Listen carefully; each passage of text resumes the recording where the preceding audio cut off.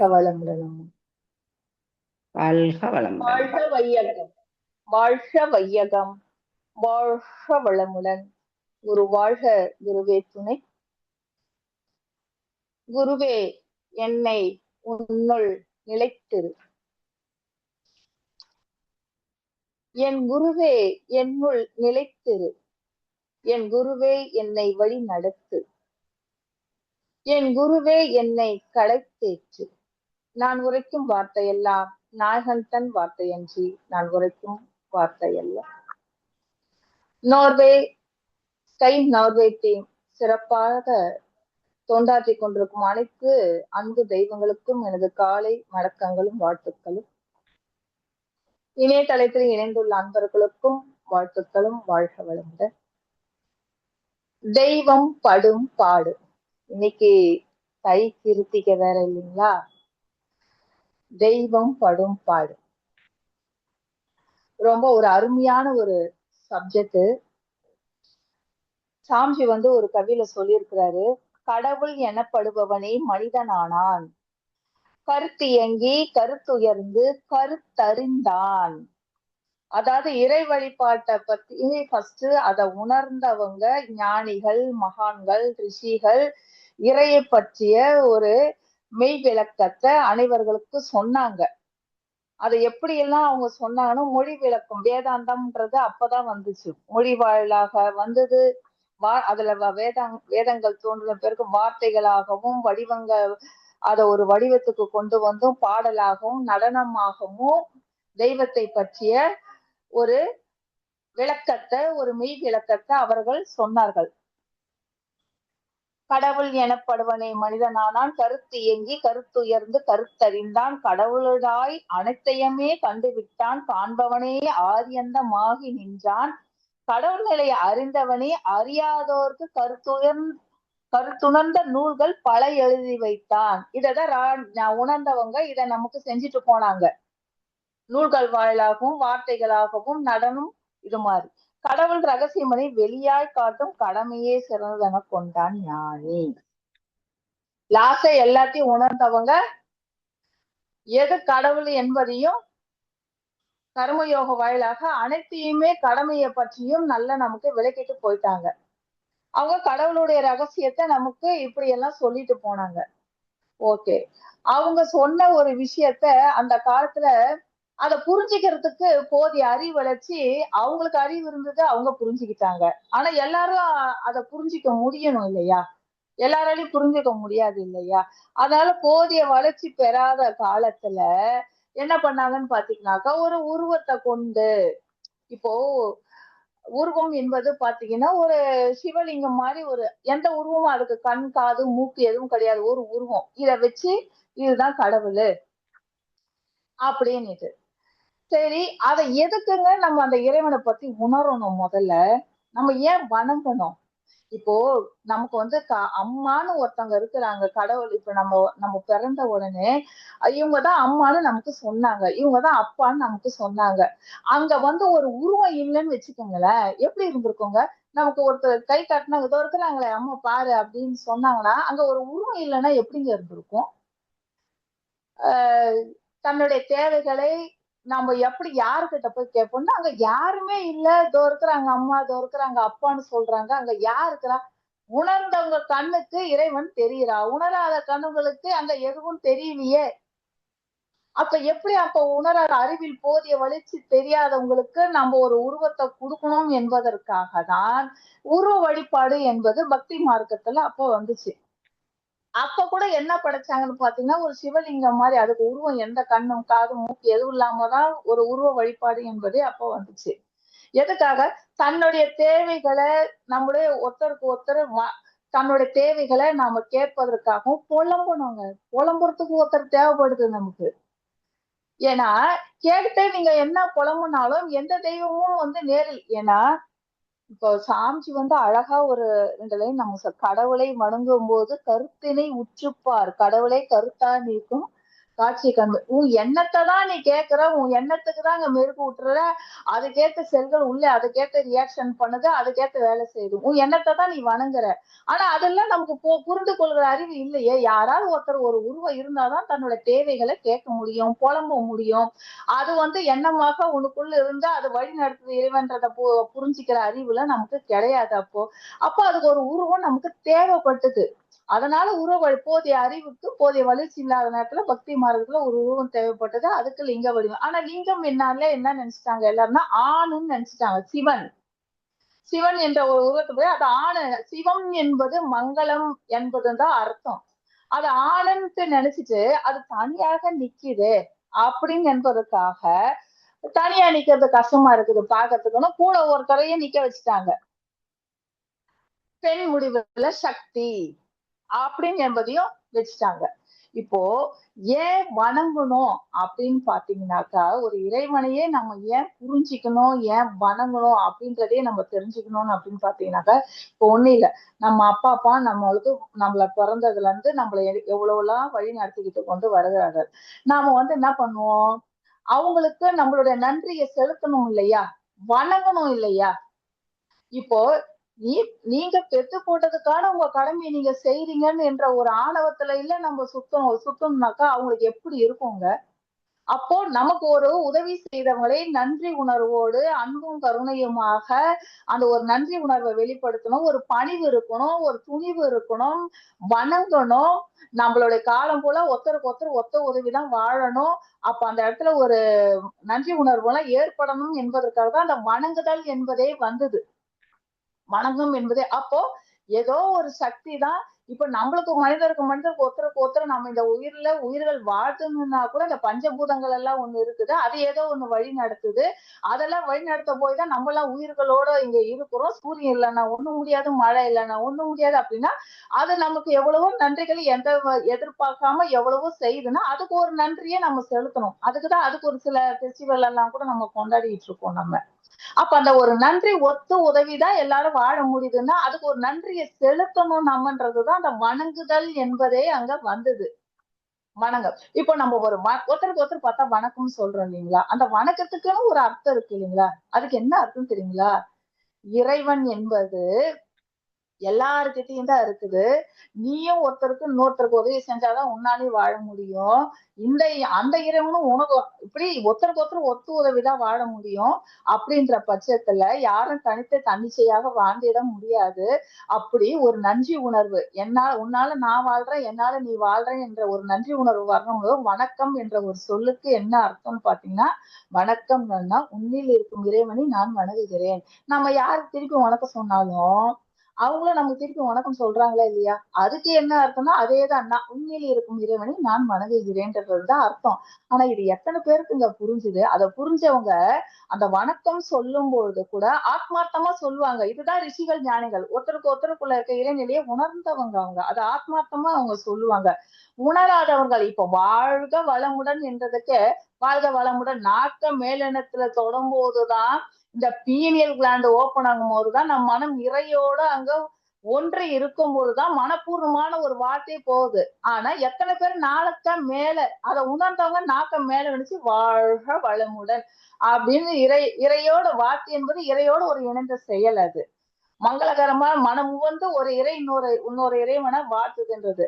ஆனா எத்தனை பேர் அதை உணர்ந்து சொல்றோம், மேலெண்ணத்தோட மேலாக்க வாழ்க வளமுடன் அப்படின்னுட்டு. உணர்ந்தவங்க மட்டும்தாங்க அதை உணர்வுபூர்வமாக ஒரு நன்றி உணர்வு. யாரும் யாருடைய ஹெல்ப்பும் இல்லாம வாழ முடியாது. அப்ப எல்லாரையும் நம்ம வணங்கணும் என்ற ஒரு கோட்பாட்டுக்குள்ள அவங்க வர்றாங்க. அதனால வணங்குதல் என்பது ரொம்ப ரொம்ப அவசியம். அதனால இந்த தெய்வத்தை பத்தின தெய்வ வழிபாடு என்பது இதெல்லாம் எதுக்கு வந்துச்சுன்னு பாத்தீங்கன்னாக்கா, யாரும் எல்லாருடைய ஹெல்ப்பை பெற்று வாழாம ஒரு நன்றி உணர்வோட ஒருத்தருக்கு இட்டுண்டு பகுத்துண்டு வாழணும்ன்றதுக்காக தான் அந்த வழிபாடு என்ற ஒரு முறைகளே நமக்கு வந்தது. அதுக்கப்புறம் அவங்க அதுக்குதான் சிலை வழிபாடு என்பதும் ஒன்று வந்தது. சிலை வழிபாடு எதுக்கு வந்ததுன்னா அதுக்குதான் வந்தது. அப்போ நீ ஒருத்தரை வணங்கு, நீ உன்னுடைய கோரிக்கைகளே உனக்கு பழகுறதுக்கு நமக்கு ஒருத்தர் தேவைப்படுறாங்க என்பதுக்காக இப்ப அம்மா அப்பா இருக்கிறாங்க, நம்மளோட தேவைகளை எல்லாம் ஒண்ணு கேட்கிறோம்னாக்க நம்மள எல்லை மீறிய ஒண்ணு இதெல்லாம் நமக்கு செயல்படணும், நம்ம வாழ்க்கையில நமக்கு ஒண்ணு நடக்கணும்னா ஏதோ ஒரு சக்தி கிட்ட நம்ம கேட்டா நமக்கு எல்லாமே நடக்கும் அப்படின்ற பட்சத்துல இறைவன்ற ஒரு வடிவத்தை கொடுத்தாங்க. சரி குடுத்தாங்களா அதோட விட்டுருக்கணும். கூட குடுத்தவங்க என்ன பண்ணிட்டாங்கன்னு பார்த்தா, கூட ஒரு இது சிவன் என்பது வந்து ஒரு ஆண் உருவம் மாறக நினைத்து கூடவே ஒரு பெண் உருவத்தையும் வச்சுட்டாங்க. தனியா நிக்கிறது கஷ்டமா இருக்குதுன்னுட்டு கூட ஒரு பெண் ஒரு சக்தியாக கூட வச்சுட்டு அதுக்கு திருக்கல்யாணம் பண்றது எல்லா வழிபாடு முறைகளும் அதுக்குன்னு ஒரு அர்த்தம் இருக்குங்க. இல்லாம இல்ல, முன்னோர்கள் முன்ன ஒரு வழிபாடு முறைகளை வச்சாங்கன்னா அதுக்குன்னு ஒரு அர்த்தங்கள் எல்லாமே இருக்குது.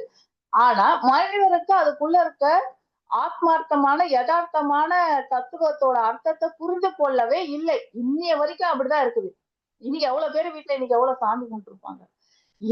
இன்னைய வரைக்குமே அது எல்லாமே நடந்து கொண்டுதான் இருக்கு. அதுக்கு உண்மையான தாற்பயத்தை சொல்ல இப்போ உணர்ந்தவங்க என்ன சொல்லியிருக்காங்க, இறைவன் என்பவன் எல்லாத்தையும் நீக்கமரன், அவன் அன்பும் கருணையாக இருக்கிறான், செயலுக்கு ஏற்ற விளைவை கொடுத்து கொண்டு இருக்கிறான், இதையெல்லாம் தான் அவன் சொல்லிட்டு இருக்கிறாங்க. அன்பும் கருணையாக இருக்கிறவங்களுக்கு எவ்வளவு விட்டு கொடுத்தல் சகிப்புத்தன்மை தியாக உள்ளத்தோட இருக்கிறாங்க.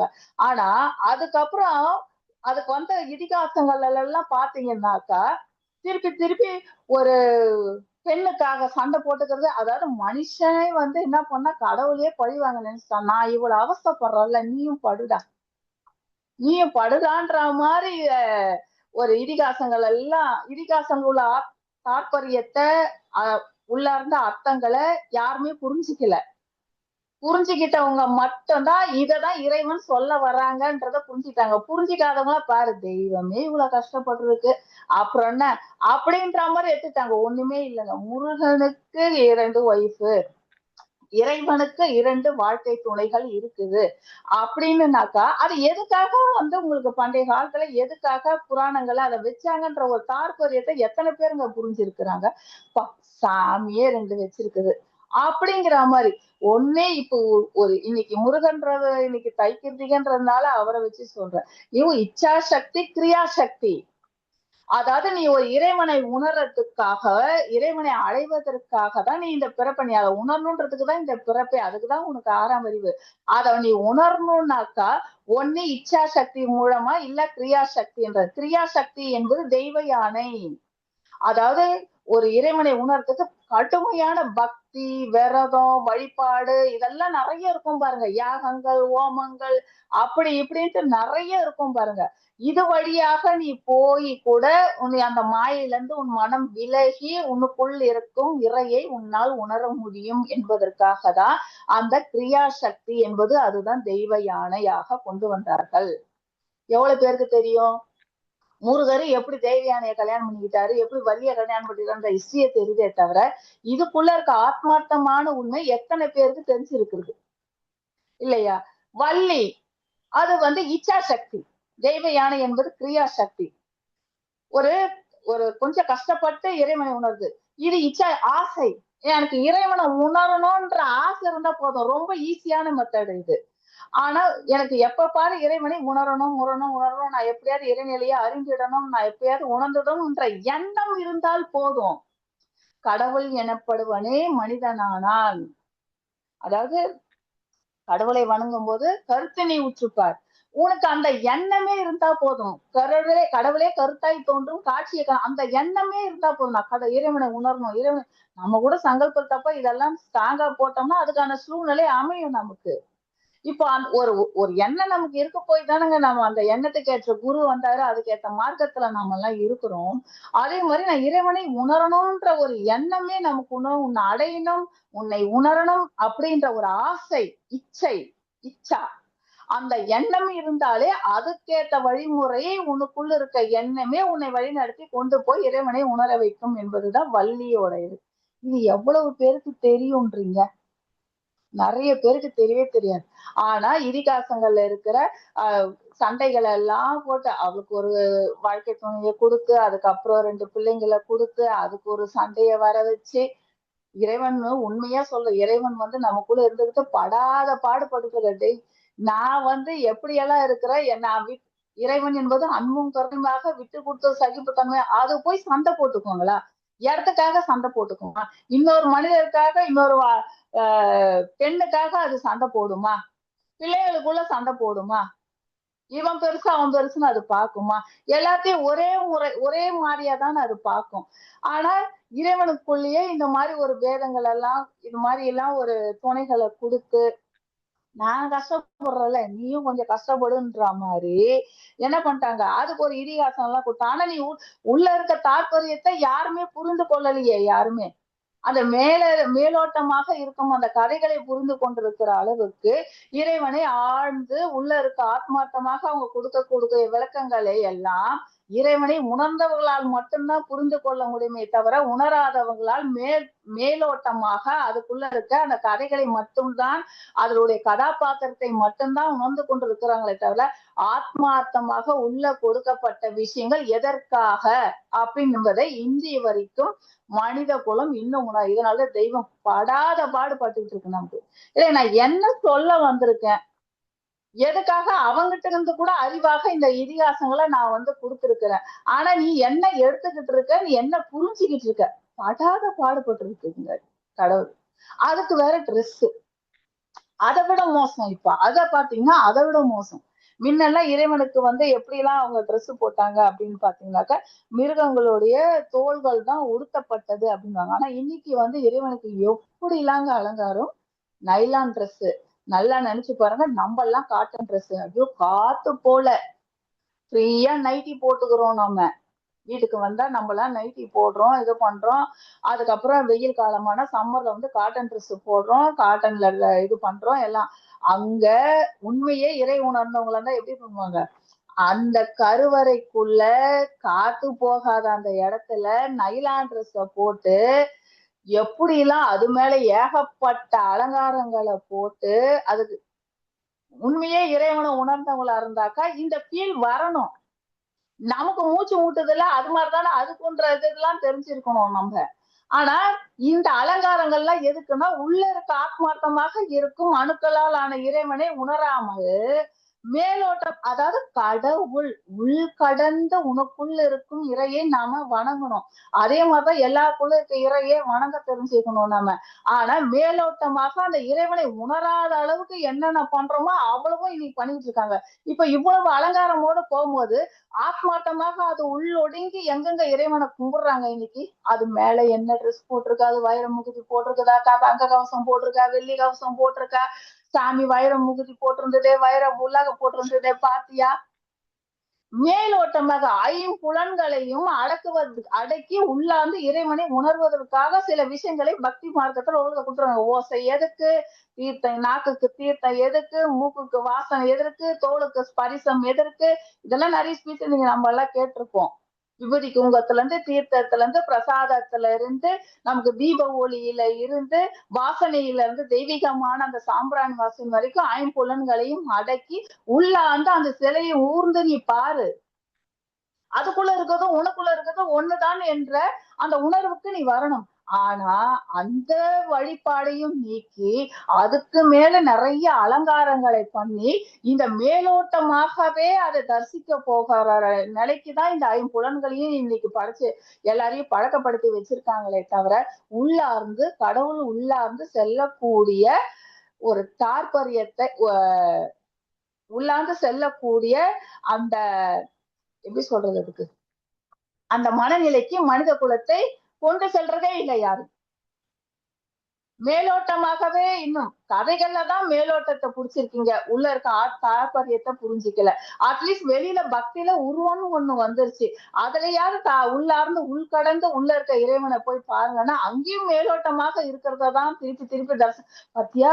நான் இன்னைக்கு தங்க கவசத்துல பாத்துட்டு வந்தேன் தெரியுமா, ஐயோ நான் போகும்போது முருகன் ஆண்டில எல்லாம் இருந்தாரு, ஆண்டி கோலத்துல பார்த்தா ஒரு பலனா, தங்க கவசத்துல பார்த்தா ஒரு பலனா, தங்க தேர்ல பார்த்தா ஒரு பலனா, இறைவன் அப்படியே அங்க கொடுப்பாரு. நம்ம அறிவுக்கு போதிய வளர்ச்சி வேணா, தெய்வம் படுதுங்க நிஜமா, பாடா பட்டுக்கிட்டு இருக்கு நமக்கு. அதை விட மோசம் என்ன தெரியுமா பண்றாங்க மக்கள், விநாயகர் சக்தியான விநாயகர் பாடுறாரு பாருங்க ஒரு பாடு, அவரு பாடுறது இன்னும் கொஞ்சம் நெஞ்சம் கிடையாது. Bullet Vinayagar, pilot Vinayagar, passport Vinayagar, அந்த விநாயகர் என்ற தத்துவம் எவ்வளவு பெரிய தத்துவம், ஐம்புலன் தத்துவம், காந்த கடவுளுக்கு முருக தத்துவம், இவ்வளவு தத்துவங்களை அவங்க அடங்கி இருக்கிறதுக்கு உள்ள இருக்க ஆத்மார்த்தத்தை நீ புரிஞ்சிக்காத, இறைவனை பற்றிய உண்மையான தாற்பத்தை புரிஞ்சிக்காத, மேலோட்டமாக புரிந்து உனக்கு என்னெல்லாம் பிடிக்குமோ அதெல்லாம் இறைவனுக்கு சாத்தி அதுக்கு மூச்சு முட்டி இப்ப சாமியே இருக்கும்போது நாம இப்படி இருந்தா என்னன்ற அளவுக்கு அறிவு வளர்ச்சி பெறாத இன்னைக்கு மக்களை வழிநடத்தும் முறைகள் சரியில்லை. இதை தெய்வம் பாடாப்பட்டு இருக்கு.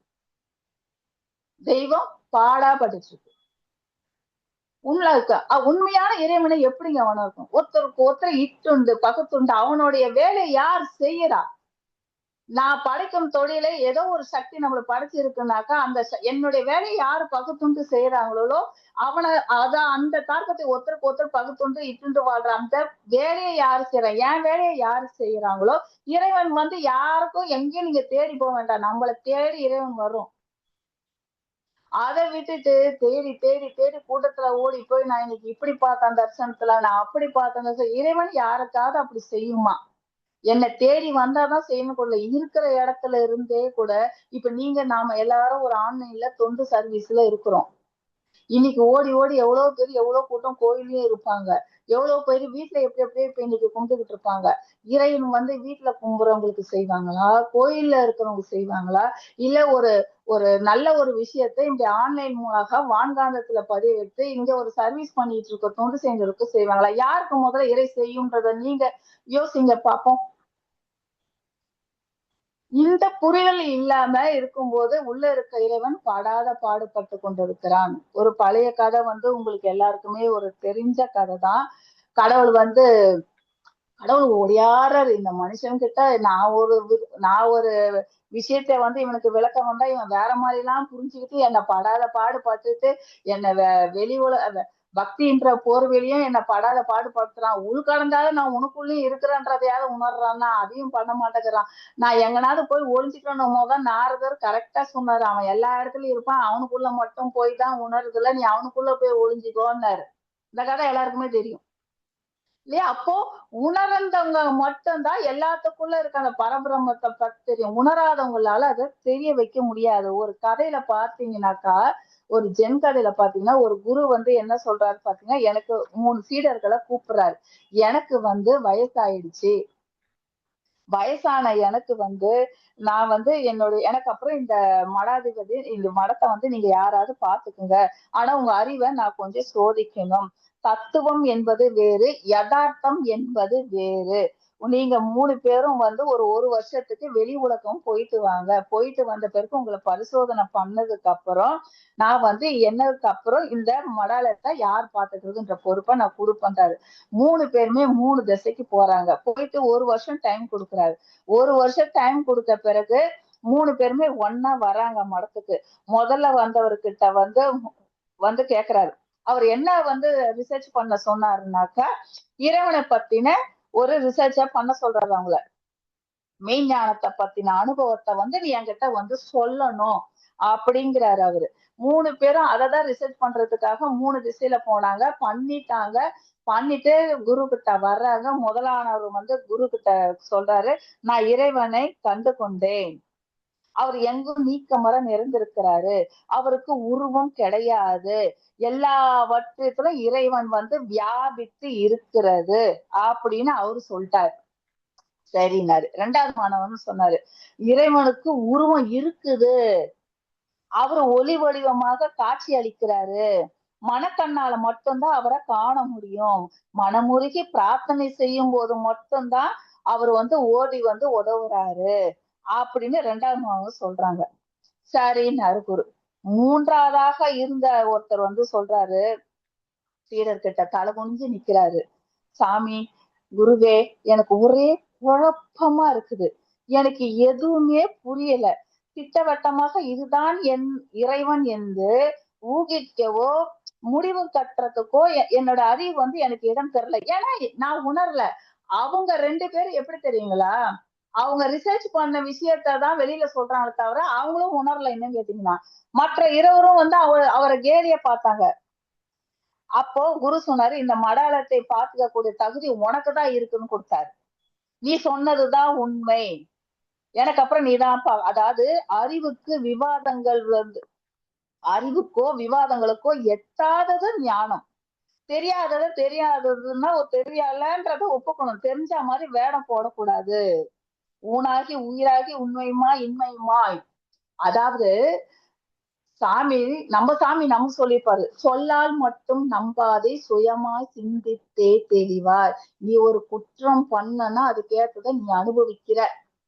நீ உனக்குள்ளே ரிசர்ச் பண்ணி பாரு. நீ அனுபவிக்கிற ஒருத்தனும் நீ செய்த செயலு, உன் பல்லு கெட்டு போச்சா, உன் உடம்பு கெட்டு போச்சா, நீ ஏதோ 5 அளவுமுறை மீனதுக்கான செயலுக்கேற்ற விளைவுதான் நீ அனுபவிக்கிற. அதால நீ ரிசர்ச் பண்ணு, நான் சொன்னேன்னு கேட்காத. நீ ரிசர்ச் பண்ணாதான் அந்த உணர்வு நீக்கு வந்தாதான் திருப்பி அந்த தப்பை நம்ம செய்யவே மாட்டோம், இல்லைங்களா? அதை உணர்ந்து கொள்ளக்கூடிய பக்குவம் வந்து உன் மன அனைசூழல் வந்து அமைதியா போகும்போதுதான் அந்த ரிசர்ச்சுக்கே மனம் ஆழ்ந்து உள் கடந்து போகிறதுக்கான வறுவழிமுறையை குரு வந்து நமக்கு எப்படி கொடுத்திருக்கிறாரு அப்படின்னு பாத்தீங்கன்னா தியான முறைகள். அதுல வந்து உங்களுக்கு நமக்கு நல்ல அழகா இதுல சிவவாக்கியர் வந்து சொல்லியிருப்பார். நினைப்பதொன்று கண்டிலேன் நீ அல்லாது வேறில்லை, நினைப்புமாய் மறப்புமாய் நின்ற மாயையை அனைத்துமாய் அகண்டமாய் அனாதி உன் அனாதியாய் எனக்குள் நீ உனக்குள் நான் நினைக்கின்றதெங்கனே. அதாவது தியானம் ஒன்று மட்டும்தான் கடவுள் உள்ளாக நமக்குள் அவன் நீக்கமர நிறைந்திருக்கிற இந்த கடவுள் தான் எல்லாத்தையும் நிறைந்திருக்கிறான் என்பதும் அந்த நினைவு வரும்போது மட்டும்தான் தெய்வத்தை உண்மையாக நாம வணங்குகிறோம் என்று அர்த்தம். ஒருத்தர் சொல்லியோ ஒருத்தர் கேட்டோலாம் அந்த இறை உணர்வுக்கு நம்ம வர முடியாது. அது வராத வரைக்கும் இறைவனை நம்ம பக்தியிலையும் சரி இதுலயும் சரி படாத பட்டுக்கிட்டு இருக்கோம். இதற்கான செயலுக்கேற்ற விளைவு எல்லாரும் அனுபவிச்சுக்கிட்டு தான் இருக்கிறாங்க. தியானத்தில் அமர்ந்து நம்மளுடைய நினைவை புருவமத்தில் நிறுத்தும் போது அங்க நினைவு தவறை நினைப்பதும் மறப்பதுமா என்னோட மாயையை உலகில் உள்ள அனைத்துமாக எல்லாம் ஆகாயமாக அனாதி காலங்களுக்கும் உள்ள அனாதியாக உள்ளவன் எல்லாமா நீயாதான் இருக்கிற என்பதை அந்த புருவமத்திற்குள்ள என் மனம் ஆழ்ந்து அகன்று உள்ள செல்லும் போது மட்டும்தான், என் மன அழுத்தல அடங்கும் போது மட்டும்தான் அதை என்னால அறிந்து கொள்ள முடியும். எனக்குள் இருப்பதும் உனக்குள் இருப்பதும் நான் தான் என்பதையும் உணர்ந்து கொள்ள முடியும் ஈசனே. அப்போ நான் உன்னை நினைக்கணும்னு அவசியமே இல்லை, நீயாதான் நான் இருக்கிறேன், நானாதான் நீயும் இருக்கிறோம் என்ற அந்த உணர்வு நிலை நம்பால் எட்ட முடியும். தியானத்தினால் மட்டும்தான் இறைவனை உணர்ந்து கொள்ள முடியும். அது உணராத வரைக்கும் பக்தியிலையும் சரி இல்ல ஞான மார்க்கத்துல நாம உள்ள ஆழ்ந்த தவத்துக்கு போகாத வரைக்கும் சரி இறைவனை நாம படாத பாடு பட்டு கொண்டு அதை படாத பாடு படுத்தி கொண்டுதான் இருக்கிறோம். ஆனா அதுக்கேற்ற செயலுக்கேற்ற விளைவும் கட்டாயம் அது இருக்கதான் செய்யும். அப்ப எப்ப உணர்ந்துட்டோமோ சாமிஜியோட உலக அமைதி என்பது அப்பதான் கிட்டும், அந்த இறைவனை உணரும் போது மட்டும்தான். அது வரைக்கும் தெய்வம் நம்மிடம் மாட்டிக்கொண்டு இந்த உணராத நிலை வர வரைக்கும் தெய்வம் நம்மிடம் மாட்டிக்கொண்டு படாத பாடுதான் பட்டு கொண்டிருக்கிறது. அதையும் அது அந்த செயலுக்கேற்ற விளைவையும் நாம் அனுபவித்து கொண்டுதான் இருக்கிறோம். உணரணும், இறைவனை நாம் உணரணும் என்றால் தியானத்தில் மட்டும்தான் மன அழுத்தத்தை குறைக்கும் போது மட்டும்தான் உண்மையான இறைநிலையை உணர்ந்து அந்த குழப்பத்திலிருந்து ஒரு விடிவுக்கு நம்மளால் வர முடியும் என்று சொல்லி அருமையான ஒரு வாய்ப்புக்கு எனக்கு வாய்ப்பு கொடுத்த அனைத்து அன்புகளுக்கும் நன்றிகளையும் வாழ்த்துக்களையும் கூறி என்னோட சிந்தனையை செய்து கொள்கிறேன். வாழ்க வளமுடன், வாழ்க வளமுடன்.